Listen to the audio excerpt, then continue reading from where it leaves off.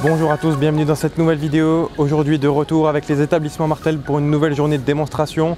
Aujourd'hui démonstration spéciale méthanisation avec la fauche, l'ensilage de céréales immatures, donc avec du seigle aujourd'hui. Rappelez-vous, j'étais déjà venu filmer chez Martel la journée de démonstration avec Anthony à la plantation de pommes de terre avec la marque AVR. Aujourd'hui Anthony m'attend à côté de l'ensileuse là-bas. On va aller faire un peu le tour comme la dernière fois des différentes machines qui sont présentes sur le chantier. Et cet après-midi, chantier d'épandage avec la marque Agrometer. C'est parti, bonne vidéo à tous. Salut Loïc. Salut Anthony. Bon bah aujourd'hui, comme tu peux voir, on est dans la Marne. L'autre jour tu es venu nous voir dans l'eau pour les démonstrations donc AVR pommes de terre. On est toujours sur le même rythme chez Martel, on aime bien faire des démonstrations. Donc là aujourd'hui tu peux voir qu'on est sur le thème de la méthanisation avec de l'ensilage. Donc là juste derrière moi tu vas pouvoir voir tourner une Katana 650 avec une coupe directe. Donc une coupe directe aux urnes 7 mètres. Donc là la Katana c'est la nouvelle Katana, donc avec nouvelle de A à Z, en partant des rouleaux jusqu'à la goulotte, mis à part les capots, sinon tout est différent. Juste à côté tu peux voir évoluer une benne urée. Donc la particularité des bennes urées sur ce modèle là, c'est des bennes à front poussant. Donc l'avantage c'est que si on est au tas d'ensilage ou dans une parcelle, on n'a pas besoin de basculer la benne et donc la stabilité est nettement meilleure quoi. Voilà.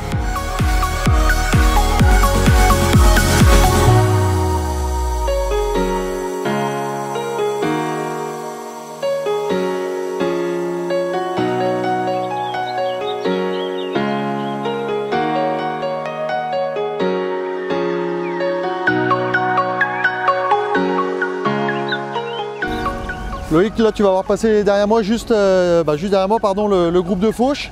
On va faire une deuxième démonstration, tu as pu voir tourner la coupe directe. Là on va faire donc de la pré-fauche avec la faucheuse Fendt 9 mètres, donc avec conditionneur et tapis. C'est une machine qui est en fait isobus, donc on va la piloter via le terminal Fendt. Et donc le but là c'est vraiment de montrer l'autre alternative et de venir ramasser avec le pick-up. Tu peux voir juste là donc le chariot télescopique Fendt, tu l'as déjà vu, mais donc le Cargo 955. Et là il est équipé aujourd'hui donc du godet Olaras. Donc la spécificité du godet Olaras, donc c'est un godet en fait hacheur. Tu pourras voir juste là. Donc on a un démêleur et en dessous on a un rouleau pour vraiment, en démonstration au début de semaine, on était sur des pommes de terre, donc hacher des pommes de terre ou hacher d'autres types de légumes que l'on peut incorporer dans le méthaniseur. Dans la continuité donc de la gamme Olaras, donc on a ici une lame. Bon, pour le petit folklore, on va dire, pour les journées de démonstration, on a pris un 900 en poste inversé et donc on l'a utilisé en début de semaine avec la lame, et on verra devant on a un rouleau pour vraiment rappuyer les tas, un rouleau que l'on peut remplir d'eau ou de sable comme on le souhaite. Il existe aussi donc au niveau des lames que l'on met bien entendu à l'avant du tracteur, sans le déport qu'on voit ici. Donc ici sur la lame on a en fait deux volets hydrauliques de chaque côté, et on peut gérer en fait indépendamment le volet droit du volet gauche. Également donc on voit ici on a deux lames, ce qui permet d'avoir vraiment une possibilité de tirer le tas dans un sens ou de le pousser quoi. Là maintenant juste derrière moi tu peux voir donc la citerne Garant. Garant c'est un nouveau partenaire. Là c'est donc notre citerne de démonstration du Démotour qui appartient donc au constructeur. On est sur une cuve d'un peu plus de 20 000 litres, équipée d'une rampe Bomec à patins. Bon, on a la possibilité de mettre d'autres types de matériel derrière, c'est pas un souci. Elle est également équipée d'un bras de chargement. Donc on peut avoir un bras de chargement donc, à plusieurs articulations, ou même un bras de déchargement. Il y a différentes options dessus. La suspension pneumatique, essieu électronique, donc essieu suiveur électronique. Voilà, c'est vraiment du matériel haut de gamme bien équipé. Donc une fois l'ensilage terminé, il faut bien entendu ressemer. Donc là on va présenter deux semoirs aujourd'hui. Donc le Maestro 12CX, là c'est un semoir vraiment équipé maïs. Il y a une partie de trémie, la première trémie pardon, qui va servir à la fertilisation, et la deuxième trémie qui va servir donc à mettre notre maïs. Et donc tous les éléments sont alimentés directement par notre deuxième trémie. On présente aujourd'hui le Sprinter qui existe depuis longtemps, l'ancêtre c'était le CO.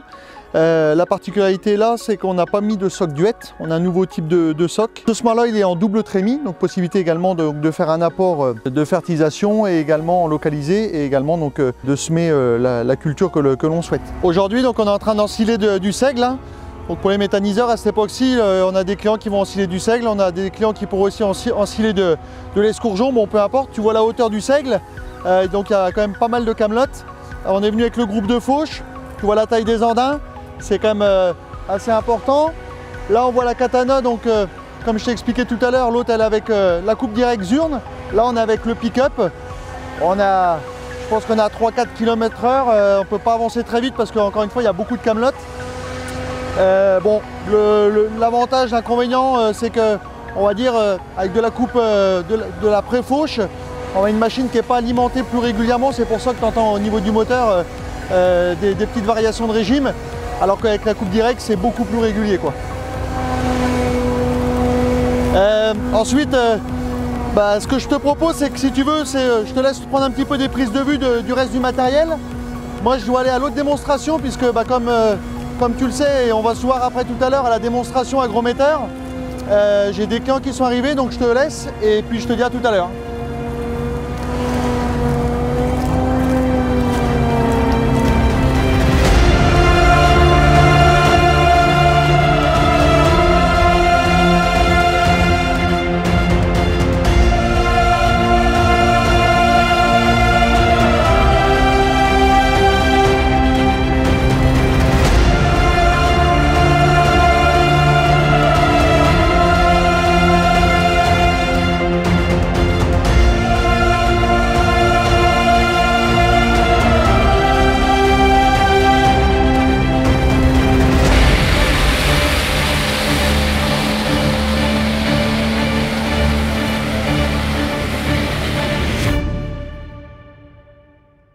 Bon voilà, je viens d'arriver sur cette deuxième démonstration avec les établissements Martel.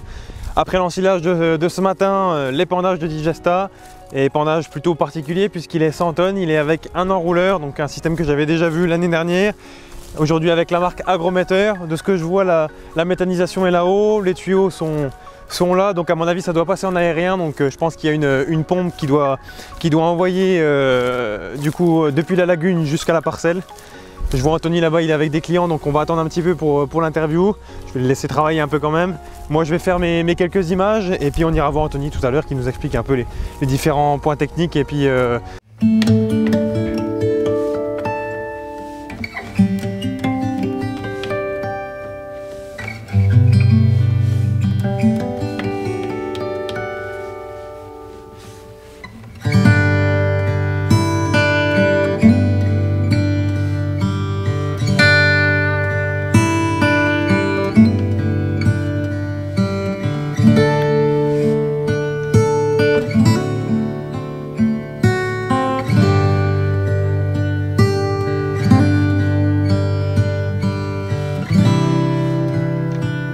moi j'ai remis la veste parce que comme cette année 2021, la météo change toutes les 30 secondes. On avait du grand ciel bleu ce matin, on n'avait pas passé loin de la pluie. Là ce coup-ci ça commence à bien venter, à bien cailler, mais bon. Donc on va aller voir Anthony pour aller voir un peu l'ensemble et qu'il nous explique un peu les différents points techniques.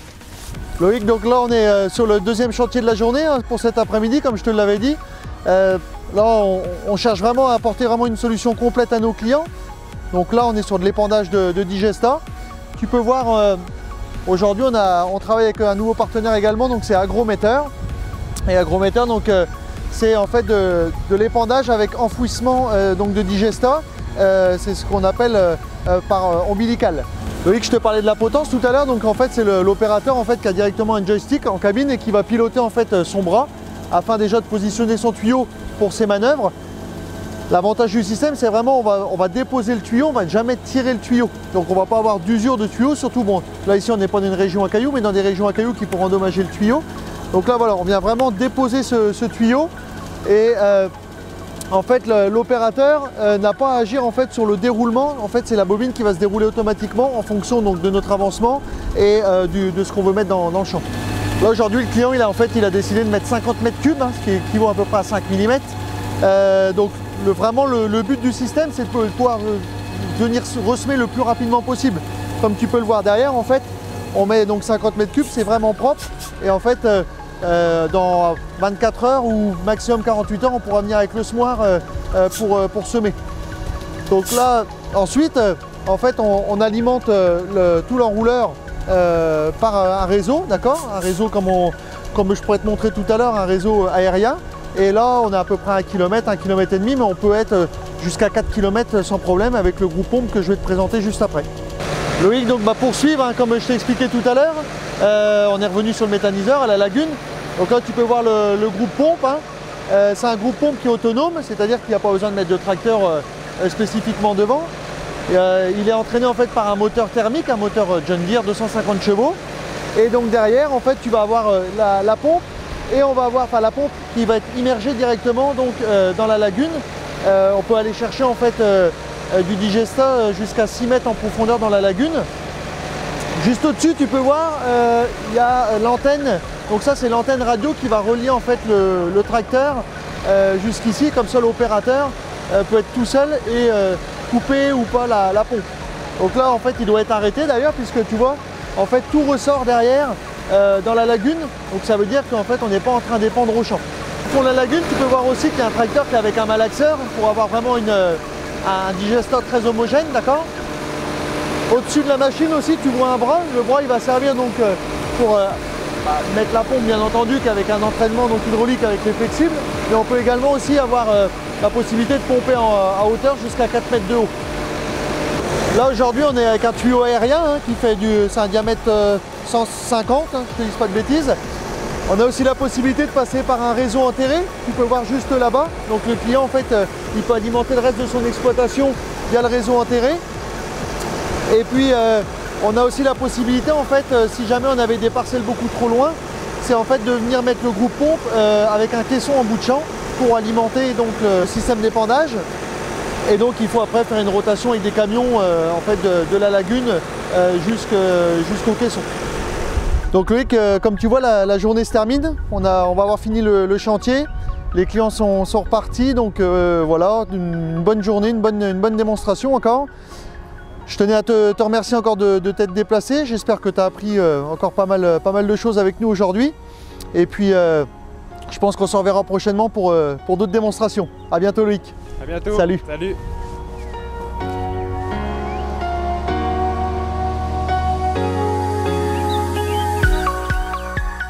Bon voilà, on a pu faire un peu le tour avec Anthony des différents points techniques de cette machine agrometteur, de l'enrouleur et de la pompe.